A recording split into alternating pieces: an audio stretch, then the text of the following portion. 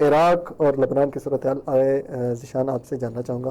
مظلومیت بھی جاری و ساری ہے اور مقاومت بھی، کیا اس وقت صورتحال ہے دونوں محاذوں میں؟ جی دیکھیں، عراق میں جو بھی تبدیلی آئی ہے وہ یہ کہ الیکشن کے نتیجے میں جو ہے وہ علی زیدی صاحب انہوں نے وزارت عظمیٰ کا عہدہ سنبھال لیا ہے.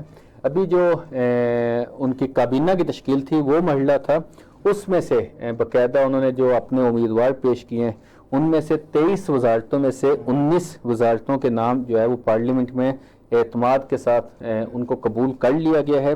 4 وزارتوں کے حوالے سے ابھی اختلاف ہے اور 5 جو وزارتیں تھیں ان کو نااہل قرار دیا گیا، یعنی ان کو اعتماد میں نہیں لیا گیا. 19 میں سے 5 نہیں لی گئی. ہاں 19 میں سے 5. تو ابھی مشکل یہ ہے کہ جو عراقی گورنمنٹ کا سسٹم ہے وہ بھی ایک مخلوط سسٹم ہے، مکس سسٹم ہے، اس لیے کہ وہاں پہ شیعہ آبادی بھی ہے، سنی آبادی بھی ہے، کرد بھی ہیں اور غیر مسلم عیسائی بھی ہیں. تو یہاں پہ ہمیں جو ان کا حکومتی سسٹم کا اسٹرکچر ہے اس کو سمجھنے کی ضرورت ہے، اس لیے کہ وہاں پہ جو وزارتوں کی تقسیم ہے وہ طے شدہ ہیں. یعنی 12 وزیر ایسے ہوں گے جو شیعہ ہوں گے، اور اسی طرح اہل سنت کے جو پاس جو وزارتیں ہیں وہ 6 وزارتیں ہیں، اور کرد کے پاس 4 وزارتیں اور عیسائیوں کے پاس 1. ابھی یہاں پہ ممکن ہے کسی کے ذہن میں یہ سوال ہے کہ جی شیعوں کے پاس وزارتیں کیوں زیادہ ہیں، اہل سنت کے پاس کیوں کم ہے؟ تو یہ انہوں نے آبادی کے تناسب اور علاقائی تقسیم کی بنا پہ یہ کیا گیا. لہٰذا عراق میں جو ہے وہ اس میں کوئی اختلاف نہیں ہے، یعنی اہل سنت اور اہل تشیع آپس میں مل کے رہتے ہیں، اور خود جو وزارتوں کی تقسیم ہے اس پہ ان کو کوئی ایشو نہیں ہوتا، اس لیے کہ یہ جو ہے وہ منصفانہ تقسیم ہے. یعنی ایسا نہیں ہے کہ جی آبادی اگر اہل سنت کی کم ہے تو شیعوں کی آبادی زیادہ ہے تو آپس میں برابر تقسیم ہو. نہیں، برابر تقسیم نہیں، لیکن منصفانہ تقسیم ہے. یعنی انہوں نے آبادی کے اعتبار سے اور علاقوں کے اعتبار سے ان کو تقسیم کیا گیا.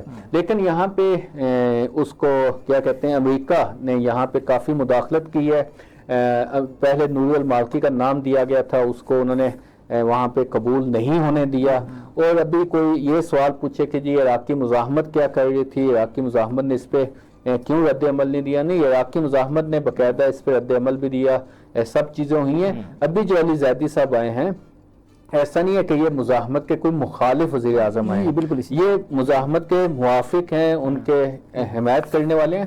صرف یہ ہے کہ کچھ ان کی کیا کہتے ہیں کچھ ایسی مشکلات ہیں کہ جس کی وجہ سے وہ مکمل طور پر اس طرح فیصلہ نہیں کر سکتے جیسے ان کو کرنا چاہیے.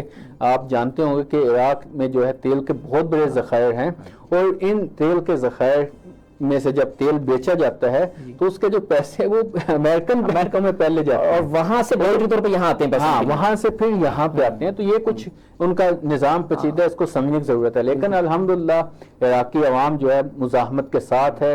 ابھی اس جنگ کے دوران بھی جتنی عراقی عوام نے جو ہے وہ یہاں پہ مدد کی ہے، کمک کی ہے، وہ مجھے لگتا ہے کہ باقی ممالک کی عوام سے کہیں زیادہ ہے. جی. اور انقلاب اسلامی ایران کی طرف سے جو ہمارے وزیر خارجہ عراقچی ہیں اور صدر پزیشکیان، انہوں نے بھی جو ہے نا عراق کو مبارکباد دی ہے. باقاعدہ عباس عراقچی صاحب نے بھی اور ڈاکٹر کابینہ کی منظوری جو صدر ہیں.